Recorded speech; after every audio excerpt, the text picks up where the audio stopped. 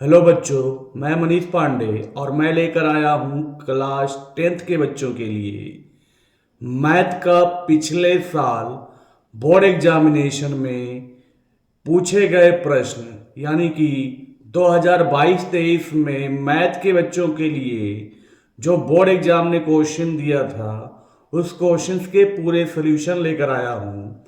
जिसके पहले पार्ट में हम लोगों ने सेक्शन ए का मल्टीपल चॉइस क्वेश्चंस के पहले 6 क्वेश्चन यानी क्वेश्चन नंबर 1 से लेकर क्वेश्चन नंबर 6 तक को सॉल्व किया था। आइए हम देखते हैं उसके बाद के क्वेश्चनों को, जिसमें पहला क्वेश्चन आज का है क्वेश्चन नंबर 7, जिसमें पूछा है आपको if alpha beta are the zeros of a polynomial p x square plus 1 minus 1, then find a value of या find 1 upon alpha plus 1 upon beta is equal to पूछा है कि इनमें से कौन सा होगा।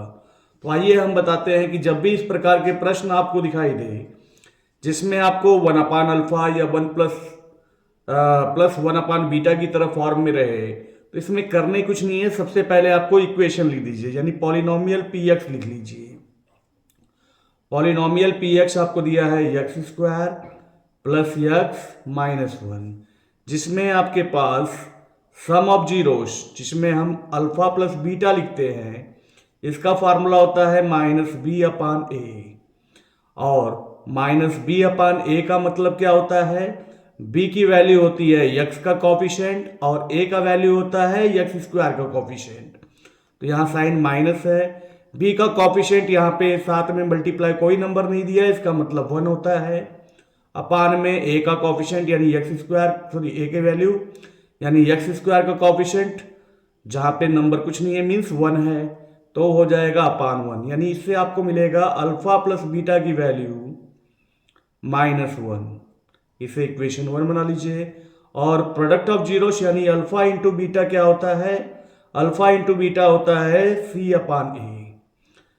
तो सी अपान ए में सी की वैल्यू क्या होती है कांस्टेंट टर्म, और यहाँ कांस्टेंट टर्म आपके पास क्या है माइनस 1, अपान ए की वैल्यू एक्स स्क्वायर का कॉफिशेंट होता है जो कि 1 है, जिससे आपको अल्फा इंटू बीटा की वैल्यू भी माइनस 1 मिल रहा है, जिसे हम इक्वेशन 2 ले लेते हैं। अब हमें फाइंड क्या करना है, 1 upon alpha plus 1 upon beta की वैल्यू क्या होगा। तो 1 upon alpha plus 1 upon beta क्या होता है, दोनों का डिनोमिनेटर सेम है तो दोनों का डिनोमिनेटर सेम होने सेम नहीं है डिफरेंट है, अल्फा और बीटा है तो वो इंटू हो जाएगा अल्फा इंटू बीटा, यानी बीटा का इंटू यहाँ हो जाएगा तो beta into 1 equal to beta, plus alpha का इंटू यहाँ हो जाएगा तो alpha into 1 equal to alpha, यानी फाइनली हमें मिलेगा अल्फा प्लस बीटा या बीटा प्लस अल्फा एक ही होता है अपान अल्फा बीटा। तो यहाँ पे ऊपर में सम वाला फॉर्मूला लगा लेंगे जो माइनस 1 आया है और डिनोमिनेटर में मल्टीप्लाई यानी कि sum of product of the zeros लगा लेंगे जो कि माइनस 1 आया है, और माइनस 1 से माइनस 1 डिवाइड होने पे 1 आ रहा है, यानी इसका answer option number A clear है। तो इस प्रकार से आपने देखा कि क्वेश्चन नंबर 7 का सलूशन क्या होता है। अब आइए हम देखते हैं क्वेश्चन नंबर 8, और क्वेश्चन नंबर 8 में क्या दिया है पहले वो देख लेते हैं। क्वेश्चन नंबर 8 में बोला है the least positive value of के, यानी के का सबसे छोटा पॉजिटिव वैल्यू पूछा है for which the equation quadratic equation 2x square plus k x minus 4 equal to 0 has rational root, यानी जो उसका रूट मिलेगा वो रेशनल नंबर के रूप में मिलेगा।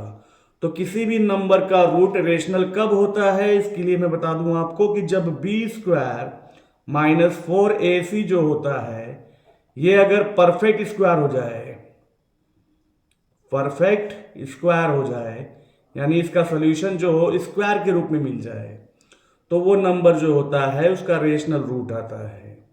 अब इसके लिए आपको पहले क्वेश्चन में दिखना है कि लिस्ट पॉजिटिव वैल्यू ऑफ के पूछा है तो के की पॉजिटिव वैल्यू लेनी है।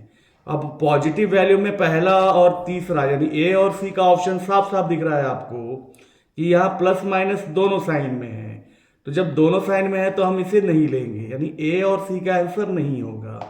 अब बचा बी और डी का आंसर, तो बी और डी में से कौन सा आंसर होगा, इसके लिए हम पहले इसको चेक कर लेते हैं कि क्या वैल्यू मिलता है।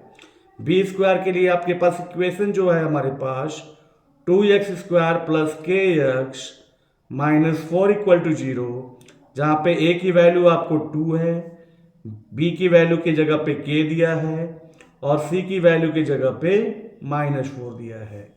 तो हम लिखेंगे b² - 4ac में b के जगह पे k का स्क्वायर -4, a के जगह पे 2 और c के जगह पे -4। तो ये हो जा रहा है k² minus into minus plus 4 4 जा 16, 16 2 जा 32। अब हम देखते हैं कि अगर हम k के जगह पे √2 लेते हैं तो √2 का स्क्वायर हो जाएगा 2 + 32, जो आ रहा है 34, और 34 क्या है, नॉट परफेक्ट स्क्वायर है, यानी ये आंसर भी आपका नहीं होगा। अब हम देखते हैं कि अगर हम k के जगह पे 2 ले लेते हैं तो 2 का स्क्वायर प्लस 32, 2 का स्क्वायर 4 हो जाता है और 32 है आपके पास, तो 32 में 4 प्लस करेंगे तो 36, ये आपका परफेक्ट स्क्वायर है 6 का, यानी 6 का स्क्वायर करेंगे तो 36 मिलेगा, यानी 36 जो होता है वो परफेक्ट स्क्वायर है। इस हिसाब से आपका क्वेश्चन नंबर 8 का सोल्यूशन क्या हो जाएगा, √2 हो जाएगा, √2 नहीं होगा। इसी प्रकार से अब देखिए क्वेश्चन नंबर 9। क्वेश्चन नंबर 9 में आपको दिया है 3/4 tan square 30 degree minus sec square 45 degree plus sine square 60 degree का वैल्यू इज इक्वल टू किसके बराबर होगा। तो इसके लिए जो आपको ट्रिग्नोमेट्रिक में कुछ स्पेशल एंगल्स होते हैं, यानी डिग्री जो होता है वो आपको मालूम होना चाहिए, और वो डिग्री कौन कौन से होते हैं मैं पहले आपको बता दूं कि वो डिग्री होता है आपका 0 डिग्री का, 30 डिग्री, 45 डिग्री, 60 डिग्री और 90 डिग्री। इनकी वैल्यू आपको मालूम होनी चाहिए। किस किस के लिए, साइन के लिए, कॉस के लिए, टैन के लिए, कॉट के लिए, सेक के लिए और कॉसेक के लिए। जो आपका ट्रिग्नोमेट्रिक 6 रेशियो होते हैं, इन 6 रेशियो का ये जो मेन एंगल होते हैं, 5 एंगल जो स्पेशल एंगल के रूप में जाने जाते हैं, इसकी वैल्यू मालूम होनी चाहिए। जब इसकी वैल्यू होगा तो वहां पुट कर लेंगे तो आपको सोल्यूशन मिल जाएगा। तो इसकी वैल्यू को हम कैसे याद कर लें ये भी बताता हूं। वैल्यू को याद करने के लिए आपको एक तरीका बताता हूं कि सबसे पहले आपको साइन के वैल्यू याद रखने हैं। साइन का 0 का हो जाता है, सबसे पहले याद रखिए कि सभी की वैल्यू 0, 3, 40, 30, 45, 60 और 90 की वैल्यू कैसे आती है। तो इसके लिए आपको देखना है, आपके पास टोटल नंबर है 1, 2, 3, 4 और 5। तो आपको याद रखना है कि स्टार्टिंग के जो 5 होल नंबर हैं इन्हें याद कर लेने हैं। स्टार्टिंग के 5 होल नंबर होते हैं 0, 1, 2, 3 और 4, यानी इसको आप लिख दीजिए 0, 1, 2, 3 और 4। सबसे बड़ा कौन है, 4 है, तो सभी के डिनोमिनेटर में 4 लिख लीजिए और इसका स्क्वायर रूट निकाल लीजिए। इसका स्क्वायर रूट जो होंगे इसके वैल्यू हो जाते हैं। बस ये याद करने के तरीके हैं। अब 0/4 तो 0 ही आ जाएगा वैल्यू। 1/4 क्या हो जाएगा, 1 का स्क्वायर रूट 1, 4 का 2, ये कट के हो जाएगा डिनोमिनेटर में 2, यानी 1/√2। √3 का √3 रहेगा, 4 का हो जाएगा 2 और 4 4 कट के 1 हो जाने के कारण 1 हो जाएगा। यानी आपने देखा कि कितनी आसानी से हम लोगों ने sine 0 degree, sine 30 degree, sine 60 degree और साइन 90 डिग्री का वैल्यू निकाल लिया। अब इसी का जस्ट रेसिप्रोकल क्या बोलेंगे, ये 0 से 90 जाता है तो cos 90 से 0 की तरफ लिखना है, यानी cos 0 की वैल्यू किसकी हो जाएगी, 90 का 1, 30 की वैल्यू किसकी हो जाएगा, 60 का √3/2, 45 वही रहेगा, 60 30 की वैल्यू हो जाएगा 1/2 और 90 हो जाएगा 0 की वैल्यू 0। अब tan की वैल्यू कैसे मिलता है वो देख लीजिए। tan की वैल्यू मिलेगा cos, साइन में cos को डिवाइड करने पे, साइन में cos की वैल्यू को डिवाइड कर लेंगे तो जो वैल्यू हमें आएगा वो tan का होगा। तो 0/1 0 होता है, 1/2 डिवाइडेड बाई √3/2, डिनोमिनेटर कट गया, बचा 1/√3। ये 1/√2 और 1/√2 डिवाइड होके 1 आ जाएगा। √3 दोनों का डिनोमिनेटर कट गया, √3/1 बचा, यानी √3 भी लिख सकते हैं। और 1/0 होता है नॉट डिफाइंड, क्योंकि डिनोमिनेटर 0 हो गया है। इसी प्रकार से कॉट की वैल्यू क्या होगा, सेक की क्या होगी, कोसेक की क्या होगी बता रहा हूं। कॉट की वैल्यू tan का रेसिप्रोकल, यानी न्यूमरेटर डिनोमिनेटर हो जाएगा और डिनोमिनेटर न्यूमरेटर हो जाएगा। इससे 0 का क्या हो जाएगा, 0 नीचे आ जाएगा तो नॉट डिफाइंड बोलेंगे और नॉट डिफाइंड वाला 0 हो जाएगा। 1/√3 हो जाएगा, 1 का 1 ही रहेगा और √3 का 1/√3 हो जाएगा। सेक होता है कॉस का उल्टा, 1 का उल्टा 1 ही रहेगा। √3/2 की वैल्यू हो जाएगा 2/√3, 1/√2 की वैल्यू हो जाएगा √2 और √3/2 की वैल्यू हो जाएगा 1/2 की वैल्यू हो जाएगा 2 और 0 का हो जाएगा नॉट डिफाइंड। उसी प्रकार से कॉसेक साइन का उल्टा होता है, साइन में 0 का उल्टा हो जाएगा नॉट डिफाइंड, 1/2 का हो जाएगा 2, 1/√2 का हो जाएगा √2 और √3/2 का हो जाएगा 2/√3, 1 का 1 ही रहेगा।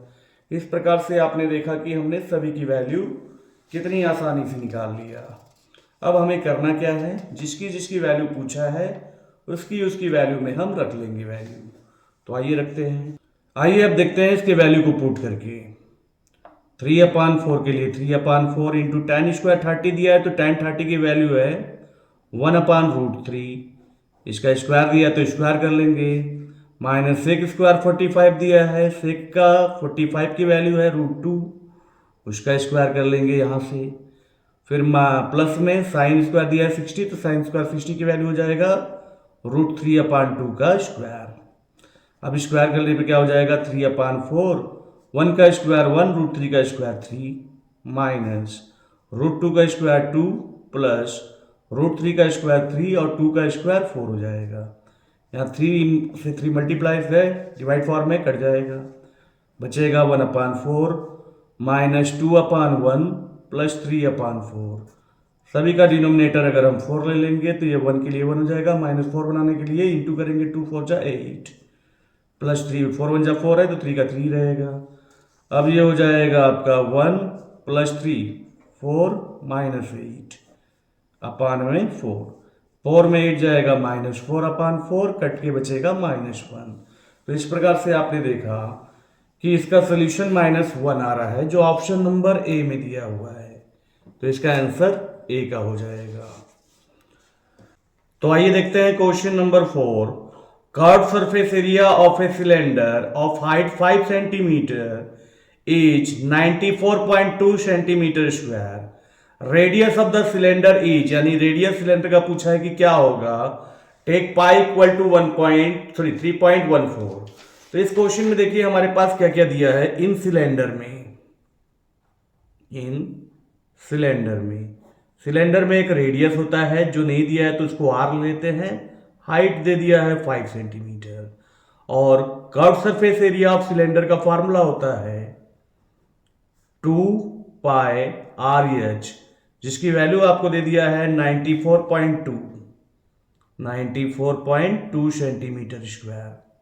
अब 2 के जगह पे हमें 2 लेना है, पाई के जगह बोला है 3.14 यूज करने के लिए, इनटू आर रेडियस निकालना है, एच हाइट आपको 5 दे दिया है, इक्वल टू 94.2। तो यहाँ पे आर की वैल्यू हो जाएगा आर इंटू 5 2 जा 10 और 3.14 में 10 को इंटू करेंगे तो 31.4 हो जा रहा है, इक्वल टू 94.2। तो R इक्वल टू क्या हो जाएगा 94.2, 31.4 यहाँ मल्टीप्लाई में है, RHS में जाएगा तो 31.4 डिवाइड में हो जाएगा और 31.4 3 जा 94.2 होता है, जिससे आपको साफ साफ पता चल रहा है कि R की जो वैल्यू है वो कितना आ रहा है 3 आ रहा है। यानी यहाँ पे ऑप्शन नंबर बी में आपको 3 सेंटीमीटर दिख रहा है और यही 3 सेंटीमीटर आपका रेडियस ऑफ द सिलेंडर आ रहा है।